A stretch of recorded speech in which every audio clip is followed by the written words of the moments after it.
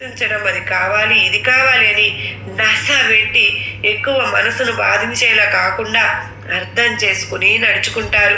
కుటుంబం విలువ తెలుసుకుని, భర్త విలువ తెలుసుకుని మెలుగుతారు. ఖచ్చితంగా ఇదే కదా మీరు కోరుకున్నారు, ఇదే కదా ఉండాలి అని నీ దుర్గమ్మని చెబుతున్నాను కదా తల్లి. అదంతా మారేలా, మీ జీవితం చక్కగా ఉండేలా, మీ జీవితంలో మీ భాగస్వామి ద్వారా మార్పులు జరిగేలా తప్పకుండా జరిగే తీరుతుంది. ఈ దుర్గమ్మ సత్యవాకును నువ్వు నమ్ముతావు కదూ, ఈ దుర్గమ్మ మాట నీకు ఎంతగానో నమ్మకాన్ని తెచ్చిపెడుతుంది కదూ. అందుకేనమ్మా నీ దుర్గమ్మను చెబుతున్నాను, శ్రద్ధగా విను. ఇక నుంచి నీ యొక్క మనస్తత్వాన్ని కూడా మార్చుకోవాలి, నీ ఆలోచన విధానాన్ని మార్చుకోవాలి తల్లి.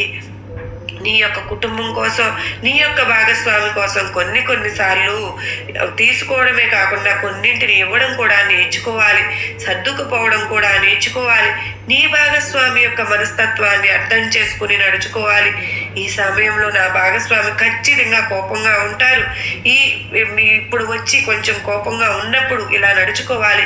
కోపంగా ఉంటే ఇలా మాట్లాడకూడదు. కనుకనే మనం ఆ యొక్క సందర్భాన్ని మనం అనుకూలించకుండా కొంచెం అవాయిడ్ చేస్తూ అనుకూలంగా మాట్లాడాలి. ఇలా అర్థం చేసుకుని నడుచుకున్నప్పుడు ఆ ఇంట్లో గొడవలే ఉండకుండా ప్రశాంతంగా ఉంటుంది. ఇద్దరు ఎప్పుడు అర్థం చేసుకున్నప్పుడు ఖచ్చితంగా ఇంట్లో సంతోషమే కదండి ఉంటుంది. ఇదేనండి బిడ్డ, నేను నీకు మారవలసింది, నీ జీవితం తప్పక మారుతుంది. కానీ నువ్వు మార్చుకోవాల్సిన విషయం ఇదేనమ్మా. నీ భాగస్వామికి నువ్వు ఎంత అనుకూలంగా ఉంటే నీ జీవితం అంత బాగుంటుంది. అలాగే నీ భాగస్వామి యొక్క ఏ పని చేసినా అందులో నీ చేయూతను నువ్వు ఒక సపోర్టుగా ఉండాలి. ఉంటేనే మంచి అభివృద్ధి కలుగుతుంది. నీకు, నీ పిల్లలకు, నీ కుటుంబానికి కదా మంచి పేరు, అలాగే మంచి ఆదాయం కూడా నీ కుటుంబానికే కదా. అప్పుడు మంచి సంతోషంగా, ఎక్కువ డబ్బు చేరినప్పుడు సంతోషంగా ఉంటారు కదా నీ కుటుంబం, నీ పిల్లలు. అందువల్ల నీ కుటుంబం బాగుండాలి అంటే అంతా నీ చేతుల్లోనే ఉంటుంది. నీ ఆలోచనలు బట్టి ఉంటుంది, నీ మనస్తత్వాన్ని బట్టి ఉంటుంది.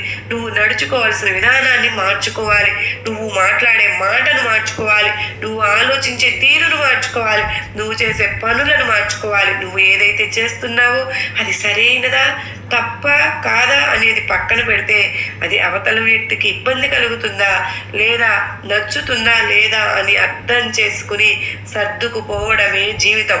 అదేనమ్మా నేను చెప్పేది.